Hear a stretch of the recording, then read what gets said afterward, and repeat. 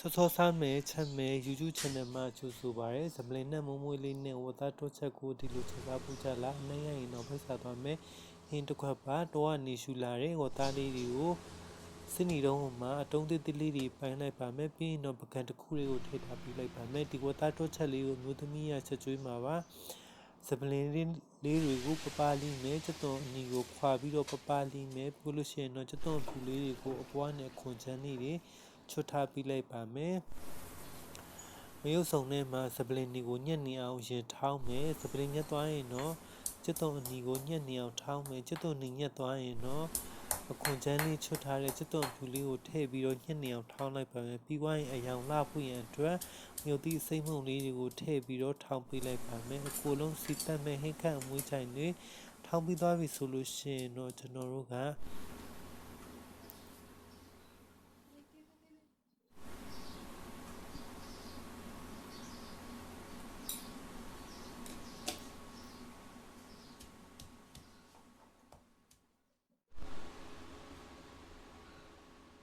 ဒေဦးတွေကိုစီထည့်ပါမယ်စီထည့်ပြီးတော့ထောင်းပြီးသားဟင်းခန့်အမွှေးချိုင်တွေကိုစီတက်နဲ့မွေးလာအောင်စီတက်ပေးလိုက်ပါမယ်ပြီးွားတာနဲ့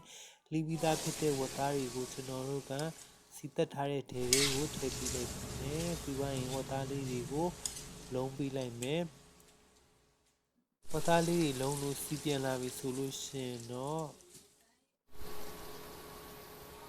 ရှည်ထည့်လိုက်ပါမယ်ရှည်ရလည်းကိုလိုအပ်တဲ့လောက်ကိုထည့်ပေးလိုက်ပါမယ်ပြီးရင်တော့ဖုံးအုပ်ပြီးဆက်ချက်လိုက်မယ်ဖုံးလေးကိုဖွင့်ပြီးတော့ကျွန်တော်တို့ကအရသာအတွက်စားချုံပုံလေးကိုထပ်ပြီးတော့ထည့်ပေးလိုက်ပါမယ်စားချုံပုံထည့်သွားရင်တော့ဖုံးလေးအုပ်ပြီးတော့ဆက်ချက်မယ်အခုဆိုရင်ရှည်ရလည်းနည်းငယ်ခန်းလာပါပြီပသားလေးကလည်းစီပြန်လာပြီအယောင်လေးတွေမြင်တာနဲ့စားချင်စပွဲဖြစ်လာပါပြီကျွန်တော်တို့ကပင်စိမ်းလေးကိုသွားပြီးတော့ခူးလိုက်ပါမယ်ပြီးသွားရင်တော့ပင်စိမ်းလေးတွေကိုနဲ့ကိုအုပ်ပြီးတော့ချက်လိုက်ပါမယ်ဖုံးလေးပိတ်ပြီးတော့ပြန်ပြီးတော့ဆက်ချက်လိုက်ပါမယ်စပလင်ရဲ့မွေးရနံပသားရဲ့နူးညံ့တဲ့အရာသာနှိမ့်ခန့်အမွှေးချိုင်နဲ့ဆက်ဆက်မွေးရတာပေါင်းဆက်လိုက်ရင်တော့နှိမ့်ပူလေးနဲ့ကိုအရန်ကိုလိုက်ဖက်ပါတယ်ဝတ်သားလေးတွေကလည်းချက်လာပါပြီစစ်စစ်ဝတ်သားတော့ချက်လေးကိုတင်တော့ထမင်းစားတာဘယ်နှပကံလောက်စားနိုင်မလဲဗီဒီယိုလေးကိုအဆုံးထိကြည့်ပြီးတော့သဘောကျတယ်ဆိုရင် like and follow လေး share လေးလုပ်ဖို့မမေ့ပါနဲ့ထမင်းဆက်စားပါတော့မယ်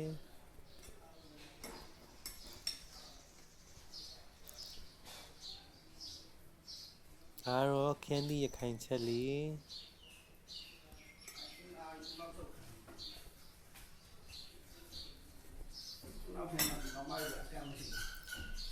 ပကံလေးနဲ့ကကြတော့အချင်းရေဟိုဘက်ကပကံအဖြူလေးနဲ့က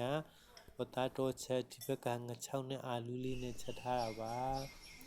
ရန်ကုန်မိန်တော့ထမင်းစားကောင်းတော့အရသာရှိတော့ဟင်းနေရာလေးတွေပါ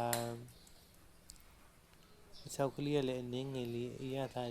လေးရဲ့အတွက်ကြောင့်မလို့သူကိုငပိရေးကျွန်တော်ကမိဝဲနဲ့ငချောက်လေးနဲ့ဒီတိုင်းစားလိုက်တာဖြစ်ပါတယ်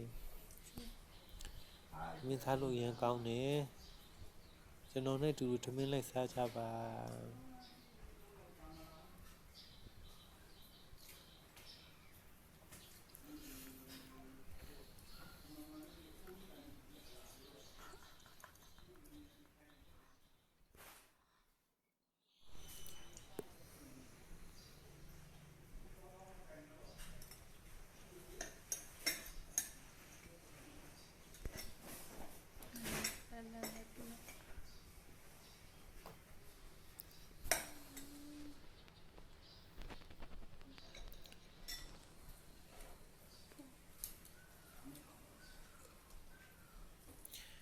အားရပါရထမင်းဆက်စားလိုက်ပါအောင်မယ်ခင်ဗျာနောက်ဗီဒီယိုတွေမှာလည်းပြန်လည်ပြီးတော့ဆုံစည်းကြပါအောင်မယ်ကျွန်တော်လည်းအားပေးကြပါကျေးဇူးများကြီးတင်ပါတယ်